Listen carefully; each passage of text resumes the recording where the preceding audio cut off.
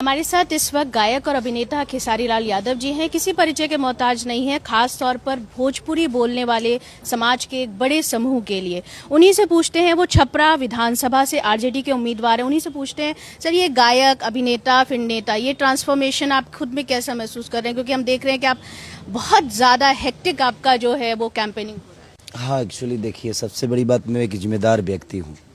मेरे अंदर इमोशन है, और जहाँ तक गायक और अभिनेता की बात है और नेता की बात है, तो मैं नेता कभी नहीं बन पाऊँगा, क्योंकि मैं दिल से सोचता हूँ। दिल से सोचने वाले नेता नहीं बनते, बेटा बनते हैं।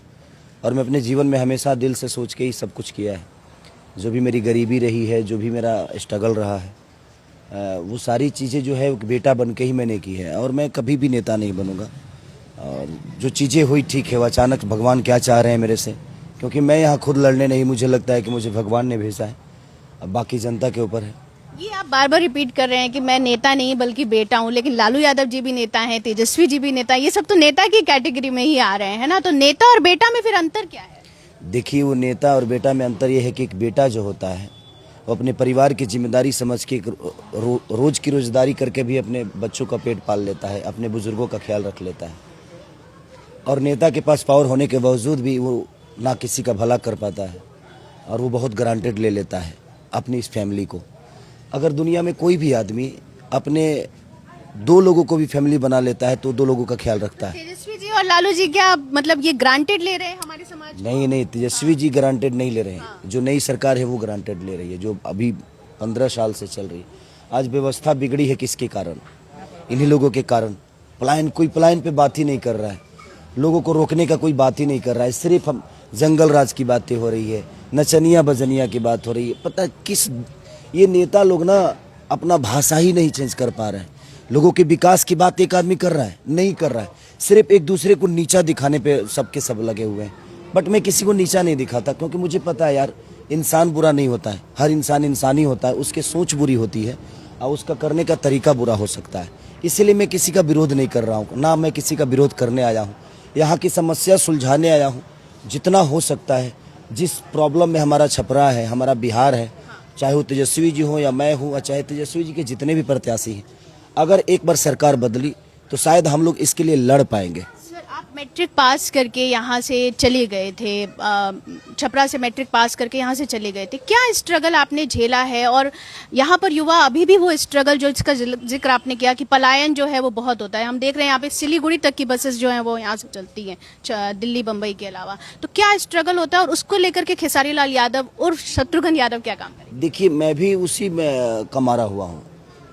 आज 15 साल, मुझे 16 साल हो गए मुंबई में रहते हुए। अगर सरकार के पास अगर बेहतर नीति होती, बेहतर व्यवस्था होती, फिल्म सिटी होती, या यहाँ करने के लिए कुछ होता, तो शायद खेसारी लाल यादव भी मुंबई नहीं गया होता। तो विषय वही है कि यहाँ की व्यवस्था जो है ना कहीं बहुत लूजर है, और यहाँ के लोगों को, जनता की कोई चिंता नहीं है।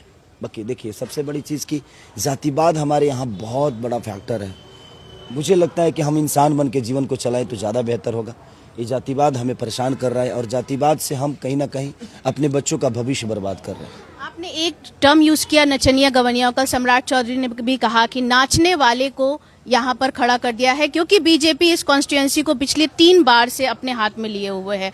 तो आप इसको कैसे देखते हैं? तब जबकि मनोज तिवारी भी हैं, पवन सिंह भी हैं, निरहुआ भी हैं, और रवि किशन भी हैं, और सब एक ही खोपचे में। आपने आरजेडी क्यों चुना, और आप इस कमेंट को किस तरीके? आपके सवाल में ही आपका जवाब है। आपको नहीं लग रहा है? और जहाँ तक रही सम्राट चौधरी जी की बात, तो मेरे बड़े भाई हैं, और मैं अपने बड़े भाई के लिए कुछ तो है, लेकिन वो एक कला पर, एक अभिनेता का, और उस पर भी टिप्पणी कर रहे हैं। बिल्कुल बड़े भाई। अच्छी बताइए, उनके पास मेरे बारे में कहने के लिए क्या है? मेरे बारे में कहने के लिए सम्राट भैया के पास क्या है? कुछ नहीं है। तो मुझे शब्दों से छोटा करना चाहते हैं, लेकिन उनको पता है कि मेरे पिता ने मुझे सिर्फ पैदा किया था, बट मैंने खुद को बनाया है। लेकिन उनके पिता ने उनको पैदा करके उनको एक जगह दी थी। तो विषय वहाँ है। मैं एक संस्कार में पला हूँ। मेरे माँ बाप ने संस्कार ये दिया है कि मैं अपने शब्दों से किसी को छोटा नहीं करता, मैं काम करके अपने आप को बड़ा करता हूँ। जो पार्टी कलाकारों के लिए सहज है, जैसे मनोज तिवारी हैं, पवन सिंह है, हमें नहीं लगता कि आरजेडी ने किसी का अभी तक भोजपुरी गायक को उम्मीदवार बनाया था। आप वहाँ क्यों नहीं गए, यहाँ क्यों आए, आरजेडी में क्यों आए? मैं भीड़ का हिस्सा नहीं बनना चाहता, मैं विकास के साथ हूँ। अगर एक बार बिहार सरकार बदल गई तो समझिए कि बिहार बदल गई।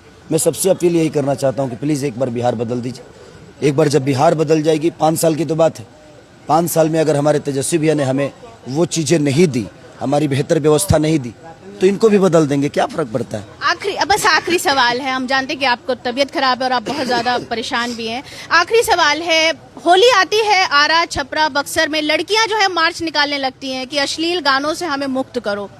आपके साथ भी एक टैग जुड़ा हुआ है कि आप अश्लील गाने जो हैं वो गाते हैं। जब आप अगर मान लीजिए यहाँ से चुने जाते हैं तो एक जिम्मेदारी आपकी महिलाओं की सुरक्षा को लेकर भी होगी। ऐसे में आप क्या करेंगे? इन गानों से तौबा करेंगे, ना गाने की अपील करेंगे? बिल्कुल करेंगे। बिल्कुल पहले तो हम प्रयास करेंगे अपने सरकार द्वारा कि यहाँ पे सब्सिडी हो फिल्म सिटी के लिए। दूसरे की यहाँ पे एक सेंसर बोर्ड हो, जो अश्लील गानों को जो रिलीज होते हैं उसके लिए सेंसर बोर्ड हो, चाहे वो खेसारी के गाने हो चाहे किसी के भी हो, उसके लिए सेंसर हो। उसके बाद ही वो गाने प्लेटफॉर्म पे आए। अगर वो बेहतर है तो आए, नहीं आए तो उसको खत्म किया जाए। छपरा बहुत गंदा शहर है, माफ कीजिएगा, लेकिन नाला है, सड़कें, मतलब गंदा दिखने में तो है ना, मतलब साफ सफाई नहीं है। यहाँ के नेताओं ने अब उसको गंदा बना दिया है। यहाँ के क्या क्या करेंगे छपरा के लिए, शहर के? छपरा में बहुत कुछ करना है। भिखारी ठाकुर भी जुड़े हुए हैं। तो कह रहा हूँ छपरा में कुछ हुआ ही नहीं है, सब तो करना ही है। क्या हुआ है? लोगों ने अपने आप को बेहतर बनाया है, बट छपरा की व्यवस्था को बेहतर नहीं बनाया।